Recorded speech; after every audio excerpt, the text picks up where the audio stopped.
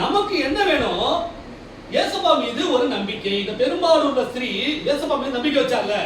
தனக்கு எவ்வளவுதான் வியாதி பலவீனங்கள் இருந்தாலும் எப்படி இயேசுப்பாட்ட போகணும், எப்படி சுகம் பெறணும் அப்படின்னு சொல்லிட்டு அவளுக்கு எவ்வளவு தடைகள் இருந்திருக்கும் பாருங்க.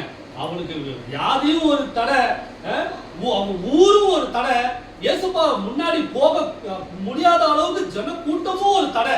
சரிங்களா? இப்படிப்பட்ட தடைகளை எல்லாம் தாண்டி தான் அவ யார்கிட்ட போனா? இயேசுப்பா கிட்ட போனா. அப்போ நம்முடைய வாழ்க்கைக்கு உயர்வுக்கு தேவையான காரியங்கள் நம்ம அதாவது பெற்றுக்கொள்ளணும் அப்படின்றதுக்காக நம்ம இயேசுப்பட போகும்பொழுது நிறைய தடைகள்லாம் வரும். அந்த தடைகள்லாம் பார்த்துட்டு அந்த சவால்கள்லாம் நம்ம பார்த்துட்டு ஐயோ இது என்னால முடியாது, இது என்னால செய்யவே முடியாது அப்படின்னு சொல்லிட்டு நம்ம பின் வாங்கி போயிட்டோம் அப்படின்னாக்க நம்ம எடுத்த காரியத்தை வெற்றி பெற முடியுமா? எந்த ஒரு காரியத்திலையும் நம்ம முன் வச்ச பின் வைக்க முடியுமா?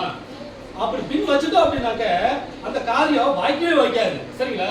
அப்ப இயேசுப்பாட்ட போறதுக்கு தேவையான எல்லாவித நம்பிக்கையும் விசுவாசமும் இருந்தாதான் நம்ம யார்கிட்ட போக முடியுமா?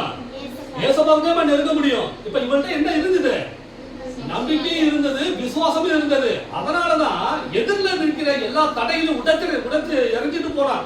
அப்போ நம்முடைய வாழ்க்கையில இயேசுப்பா மேல நம்பிக்கையும் இல்ல, விசுவாசமும் இல்ல அப்படின்னாக்க நம்முடைய வாழ்க்கையில எந்த ஒரு சுகத்தையும் பெற்றுக்கொள்ள முடியாது, எந்த ஒரு வெற்றியையும் பெற்றுக்கொள்ள முடியாது, எந்த ஒரு ஆசீர்வாதத்தையும் பெற்றுக்கொள்ளவே முடியாது. சரிங்களா? அப்ப இயேசுப்பாட்ட போறதுக்கு நமக்கு மெயினான என்ன வேணும்? நம்பிக்கையும் விசுவாசமும் தான் வேணும். சரிங்களா?